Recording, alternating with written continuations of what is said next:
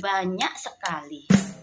Saya kira pasti kita semua pernah merasakan hal itu. Nah, bagaimana cara mengatasinya?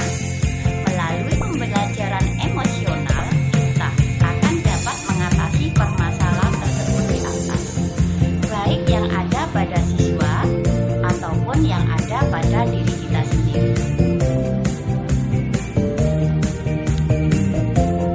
Selanjutnya yaitu tentang apa kesadaran penuh atau mindfulness. Nah, pembelajaran sosial emosional dikembangkan dengan menggunakan pendekatan kesadaran penuh yang kita sebut dengan mindfulness tadi. Melalui kesadaran penuh akan muncul perasaan tenang, kemudian stres akan berkurang, dan pikiran menjadi jernih. Kita akan fokus serta menjadi semangat belajar yang akan meningkat. Selanjutnya yaitu tentang apa kesadaran penuh atau mindfulness. Nah, pembelajaran sosial emosional dikembangkan dengan menggunakan pendekatan kesadaran penuh yang kita sebut dengan mindfulness tadi. Melalui kesadaran penuh akan muncul perasaan tenang, kemudian stres akan berkurang, dan pikiran menjadi jernih. Kita akan fokus serta menjadi semangat belajar yang akan meningkat. Dalam hal ini, kita akan melatih kesadaran penuh atau mindfulness tadi dengan menggunakan teknik STOP. S-T-O-P. Apakah STOP atau STOP itu? Oke, kita akan mempelajarinya lebih lanjut. Teknik STOP atau STOP mempunyai arti. Untuk S adalah stop, berhenti sejenak dari aktivitas kita. Seandainya kita sedang dalam kondisi yang benar-benar capek, lelah, berhentilah, jangan diteruskan. Kita akan ambil nafas dulu sebentar, yaitu di dalam take a deep breath atau tarik nafas dalam-dalam. Seperti itu. Kemudian O, apakah O di sini? O adalah observer atau observasi. Amati apa yang dirasakan pada tubuh, pikiran, dan perasaan kita. Dan yang terakhir adalah P, proses, yaitu lanjutkan kembali aktivitas kita sehingga kita sudah dalam keadaan yang fresh, sudah keadaan tenang, jadi kita bisa melanjutkan aktivitas kita dengan baik. Selanjutnya adalah 5 kompetensi sosial emosional Castle.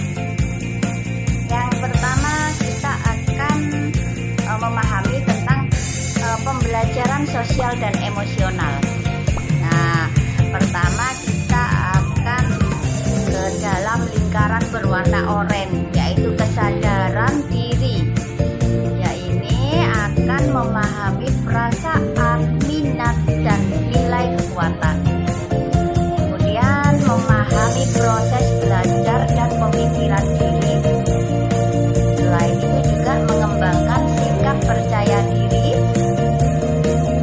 Dan selanjutnya adalah untuk yang berwarna abu-abu adalah pengelolaan diri. Pengelolaan diri dari stres, mengontrol impuls,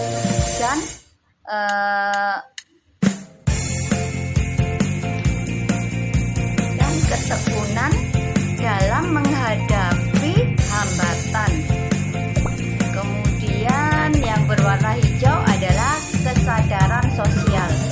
Di sini kita dapat memahami perbedaan perspektif dan berempati. menghargai persamaan dan perbedaan, memanfaatkan sumber daya di rumah, di sekolah, dan komunitas secara efektif. Kemudian yang berwarna biru adalah keterampilan relasi. Keterampilan relasi ini membangun hubungan sehat yang berlandaskan kerjasama dan sikap hormat. Kemudian menolak tekanan sosial yang tidak tepat, mencegah, mengelola, dan menyelesaikan konflik. Selanjutnya mencari pertolongan bila dibutuhkan. Yang terakhir adalah pengambilan keputusan yang bertanggung jawab. Ini dilambangkan dengan warna kuning, yaitu mempertimbangkan faktor etika, akademik, standar di masyarakat dalam membuat pilihan dan keputusan. Selain itu juga kita akan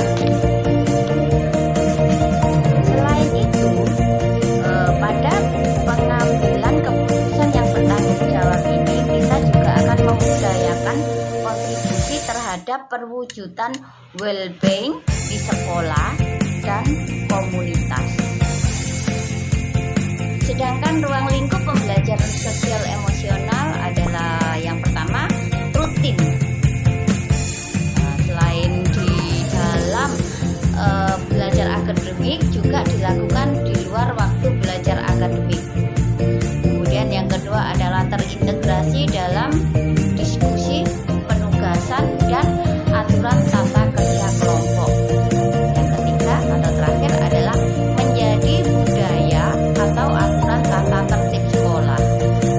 Jadi, kesimpulan pembelajaran sosial emosional adalah pembelajaran yang dapat dilatih dan ditumbuhkan di luar pembelajaran, terintegrasi dalam pembelajaran, menjadi budaya atau tata tertib sekolah dengan berbagai kompetensi dan teknik, sehingga dapat menciptakan well-being ekosistem pendidikan yang nyaman dan sehat. Sampailah kita pada keterkaitan materi pembelajaran sosial emosional dengan modul sebelumnya, yaitu modul sebelumnya filosofi Ki Hajar Dewantoro, nilai dan peran guru penggerak. Di sini keterkaitannya adalah melalui pembelajaran sosial emosional, salah satu peran guru sebagai pendidik adalah menciptakan well-being ekosistem pendidikan di sekolah sehingga kondisi menjadi nyaman, sehat, dan bahagia bagi murid. Hal ini sejalan dengan filosofi Ki Hajar Dewantoro. Kemudian kita akan mengetahui keterkaitan materi pembelajaran sosial emosional dengan modul sebelumnya, yaitu pada visi guru penggerak dan budaya positif. Di sini seorang guru atau pendidik harus mampu menggunakan dengan kekuatan dan potensi yang ada untuk mengembangkan budaya positif di sekolah. Sedangkan budaya positif dapat dilakukan di sekolah untuk menerapkan latihan berkesadaran penuh atau mindfulness tadi. Kemudian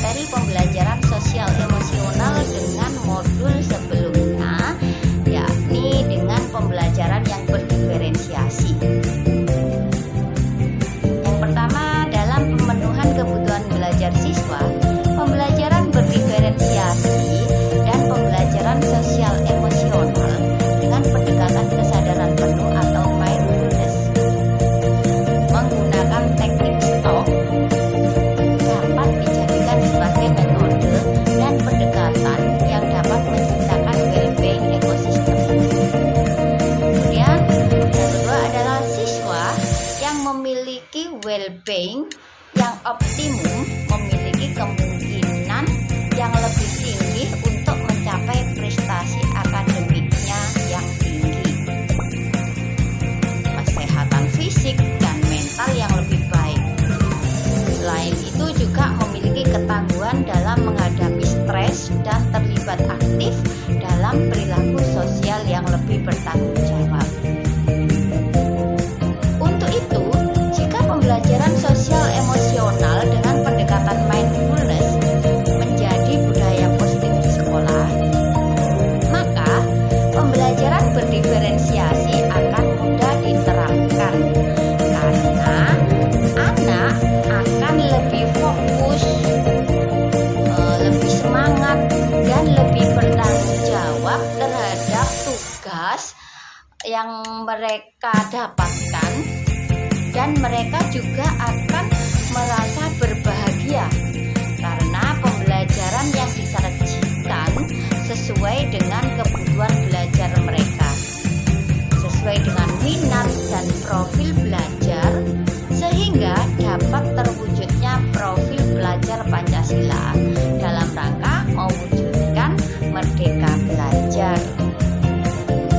Alhamdulillah, demikian tugas modul 2.2.A.9 koneksi antar materi pembelajaran sosial emosional. Semoga bermanfaat untuk kita semua. Salam bahagia, salam merdeka belajar, salam guru penggerak. Assalamualaikum warahmatullahi wabarakatuh.